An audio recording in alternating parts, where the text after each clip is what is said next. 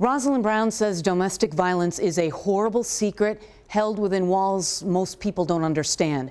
On Halloween Eve 16 years ago, it touched her family in a way she never expected. She was a shining star. Rosaline Brown is incredibly proud of her 4 children. This is her youngest, Patricia. She was a very beautiful girl. The outgoing and confident Patricia was a hospice volunteer. She had great friends and played the flute. She drove a stick shift and loved shopping. She was a daddy's girl. Very, very bright. In 2003, the 26-year-old was living in Pontiac with her boyfriend, Edward Hodo. Her family was worried about her. He tried to lock her in the house. He wanted to completely control her. The couple had a baby girl that summer, and Rosaline says the abuse on Patricia was getting worse. He hit her, and he pulled a gun on her, and she said no more. Patricia and the baby moved in with her parents. Rosaline says Edward called a lot, trying to reconcile. So she felt that it was good for them to co-parent. On a beautiful fall night, Halloween Eve, Patricia was excited to dress up her 3-month-old as a chili pepper. She went up to pick up the baby. Then a phone call.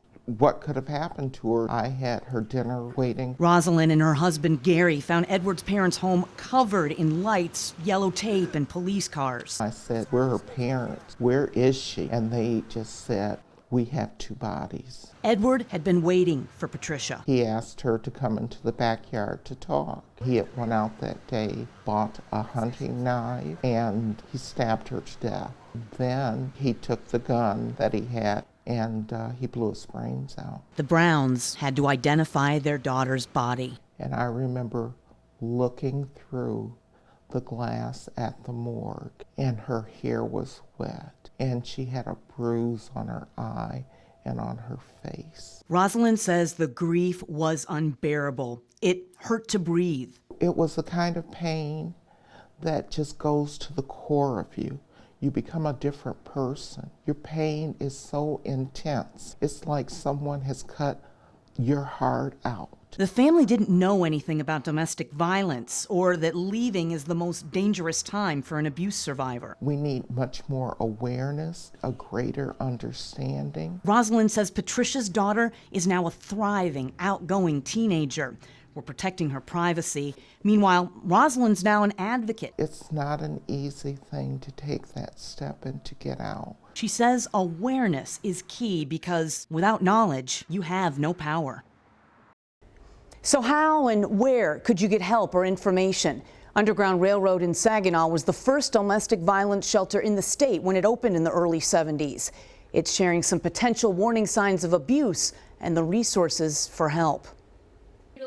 Safety, empowerment, change. What they need to understand is that help is available. Underground Railroad says domestic violence is all around us, and the abuser wants power and control right from the start. They get married very quickly, or potentially they move away together to have a new experience or a new career move. Allie Martinez is the nonprofit's community engagement manager. She says violence and abuse are different in every relationship, but you should look for red flags. If someone's immediately trying to change you in some way, maybe you used to be a very social person and now this person's sort of limiting your social interactions. Martinez points out abuse isn't just physical. Just can't bear to spend a minute apart from you. Don't you understand how much I love you? And the abuse impacts families. National data shows children see firsthand up to 80% of domestic abuse situations. Vast effects on them if you think about adverse childhood experiences and the trauma. Underground Railroad's emergency shelter helps victims, their children, and even family pets. It's all free and confidential. Help them develop a safety plan